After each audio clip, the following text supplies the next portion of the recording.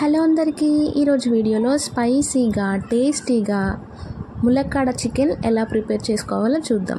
First ఆయిల్లో ఒక medium size ఉల్లిపాయ 2 పచ్చిమిరపకాయలు వేసుకొని గులాబీ రంగులో వచ్చే వరకు వేయించుకోండి. ఇలా వేయించుకున్న తర్వాత ఇందులో 1 టేబుల్ స్పూన్ అల్లం వెల్లుల్లి పేస్ట్ కూడా వేసుకొని దోరగా వేయించుకోండి. అల్లం వెల్లుల్లి ముద్ద కూడా దోరగా వేగాల్సిందే, అప్పుడే మనకి టేస్ట్ చాలా బాగుంటుంది. ఇవన్నీ వేగాక మనం కడిగి పెట్టుకున్న చికెన్ కూడా ఇందులో వేసుకుందాము. నేను ఇక్కడ 1/2 కిలో చికెన్ తీసుకున్నానండి. చికెన్ వేసాక ఈ అల్లం వెల్లుల్లి ముద్ద ఉల్లిపాయలు బాగా పట్టేలాగా కొంచెం కలుపుకోవాలి, అటు ఇటు తిప్పుకుంటూ. తర్వాత ఇందులోకి మీకు రుచికి సరిపడా ఉప్పు వేసుకోండి.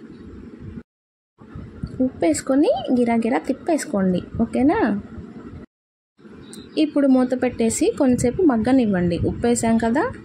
ఇలా మగ్గిన తర్వాత ఇందులోకి ఒక 2 పండు టమోటాలు కట్ చేసుకొని వేసుకోండి. నేను 2 ములక్కాయలు కట్ చేసి పక్కన పెట్టుకున్నాను. నాటు ములక్కాయలు తీసుకున్నానండి, చాలా టేస్టీగా ఉంటాయి. మీకు దొరికితే మీరు కూడా ఒకసారి ఇలా ట్రై చేయండి. ఇప్పుడు ఇవంతా వేసాక ఒకసారి తిప్పేసుకొని మూత పెట్టేసి కొంచెంసేపు మగ్గనివ్వండి. చూసారా, ఇక్కడ ములక్కాయలు టమాటాలు చికెన్ మంచిగా మగ్గింది కదా. ఇందులో ఇప్పుడు మనం కారం యాడ్ చేసుకుందాము. కారం కూడా మీ టేస్ట్కి సరిపడా వేసుకోండి. మీరు ఎక్కువ కారం తింటే ఎక్కువ వేసుకోండి, లేదు స్పైసీ తక్కువ అనుకుంటే కొంచెం తక్కువ వేసుకోండి. కారం కూడా ముక్కలకి బాగా పట్టేలాగా ఇలా గిరగిర తిప్పేసుకోండి.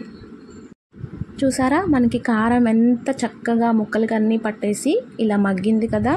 ఇప్పుడు ఏం చేస్తారంటే ఇందులో ఒక స్పూన్ అంటే టేబుల్ స్పూన్ ఎండు కొబ్బరి వేసుకోండి. ఎండు కొబ్బరి ఖచ్చితంగా వేసుకోండి, అప్పుడే మనకి టేస్ట్ చాలా బాగుంటుంది. ఈ కొబ్బరి కూడా ముక్కలకి అంతా బాగా కలిసేలాగా గిరాగిరా తిప్పేసుకోండి. కొబ్బరి వేసాక కొంచెం సేపు మగ్గనిచ్చి ఇందులో 1 గ్లాస్ వాటర్ పోసుకోండి, ఓకేనా. ఇలా వాటర్ పోసాక మళ్ళీ గిరాగిరా తిప్పేసుకోండి. ముక్కలకంతా పట్టాలి కదా వాటరు, కారం, కొబ్బరి ఇవంతా.